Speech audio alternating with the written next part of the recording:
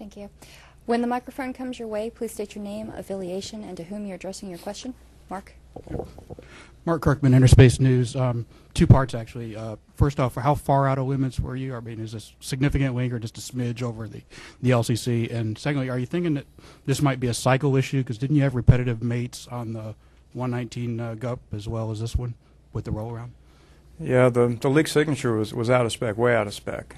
Those particular sensors in there can pick up to 4% hydrogen, and you look at the trace, and we were up above that, so it was somewhere above 4% in that cavity.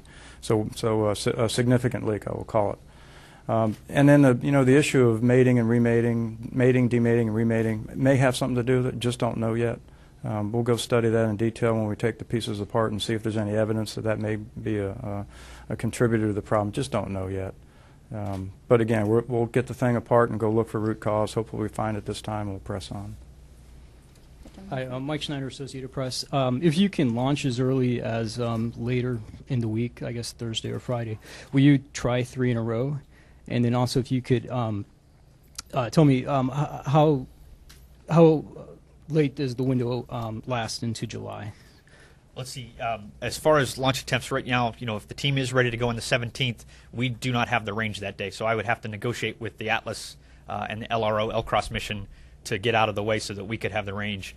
And then again, it's how many days would they give me? They only have a 4-day window, and it's a lunar rendezvous. So they have those 4 days, and if they don't make that, they have to wait, I think it's 2 weeks to try again before they could go again. So there's two parts to that. One, we don't want them to miss their lunar rendezvous window because that's very difficult to replan around. The other thing is the range is kind of backing up, and especially on the Atlas pad, there's a lot of payloads that are waiting for LRO to get going, and having a payload that needs to wait every 2 weeks for its launch window to reopen could cause some problems if they have to ripple down the range. So, we're going to have those negotiations. I can't begin to foretell how they're going to go. We had set ourselves up ahead of time. That payload is a NASA customer, so it makes some of my negotiations a little easier. So I kind of already know that we had pretty much agreed ahead of time that we would probably not bump them off the range, but it would all depend on why we needed to scrub in the first place. We didn't really talk about a failure like this. We were mostly thinking weather. And so we'll go and re-talk again, but I don't expect that we'll make them go away and then we'll take that whole window. But if we do, we'd try the 17th and could go all the way through the 20th. I don't know that in that safe scenario we'd do 3 in a row. Same kind of thing with the team overnight tanking. That's not a great thing to do. But so that's all speculation. It all depends on what happens on the range as to tell me how many days we really have to try. Once we come into July, I don't know when our next beta cutout is. I think it's sometime in the fall, so that's a pretty long window. There's no worries once we fill into July. Clara. Hi, Clara Moskowitz with Space.com. Was the leak discovered at relatively the same time in the tanking schedule as last time? Yeah, it was discovered at almost identically the same time, and it happens when the hydrogen tank is filling up and getting colder and colder up at the top, and then we start cycling the vent valve, and every time we open the valve, we saw that leak. So yeah, it was eerily the same as 2 flows ago. Chris Gebhardt with NASASpaceflight.com. I know this tank, when it got here, there was a misalignment with the ground umbilical carrier unit. It got replaced in the VAB, and that misalignment was initially, I think, for the pyro detachment at T0 and putting stress on that. Any indication that misalignment could have played into this, or was that solely for the disconnect at T0? Still, guys, it's really too early to say. We did those alignments, and we got it within spec. And so I would say right now the alignment and the configuration out there is per design. Again, until we open this thing up, we just don't know. We would not have pressed on if we thought it was out of spec. That's certainly the case. So we did a lot of work to make sure it was aligned. We were going into this thinking it was perfectly aligned. So speculation right now. Until we open it up, we won't know. Dan. Yes, Dan Billow from WESH-TV. If I may, 2 questions for Mike Moses. Just kind of a cleanup on the launch window. Assuming LRO gets a weather delay on the 17th and has to go the 18th, that bumps you to the 20th, right? Correct. Thank you. And for Mike Lienbach, would you just discuss hydrogen? I mean, it's kind of obvious, but viewers don't understand why you need to be so careful with hydrogen gas. Hydrogen's a very volatile commodity, and in concentrations greater than 4% in air, it can burn. and it can burn all the way up to 96% in air. And so we have our ground safety limits set at 4%, and then even from that 4%, we back down quite a bit from there for allowable leaks. And so we set our launch commit criteria at 20,000 ppm, which is 2%. If we violate that, we can talk about going up to 4%, but once we bust 4%, we are done for the day, and this one was above that.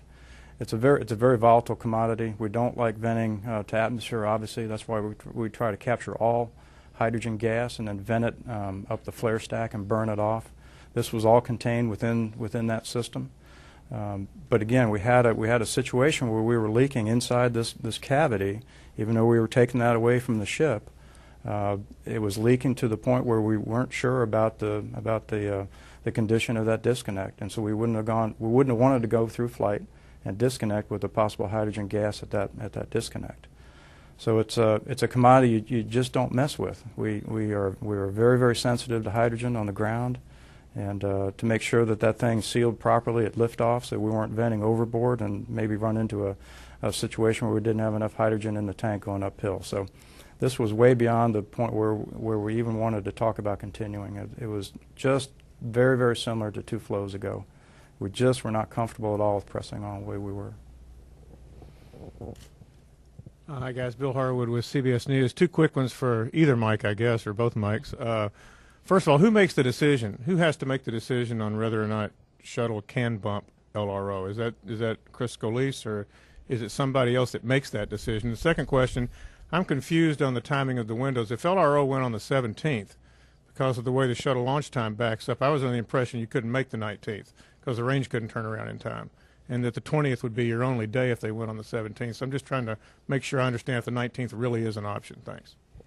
Yeah, Bill, you're right on the second part. The 19th currently is not an option. We had talked about it pre-launch as potentially an option. The range kind of said that until they got a little closer, they weren't going to sharpen their pencils. They did that a couple days ago, and they did come back and tell us that the 19th from a crew day would just not work for them. So if I said the 19th here a little minute ago, I apologize. I had that stuck in my head. But yeah, the 20th would be the first we'd get back on if LRO launches on the 17th.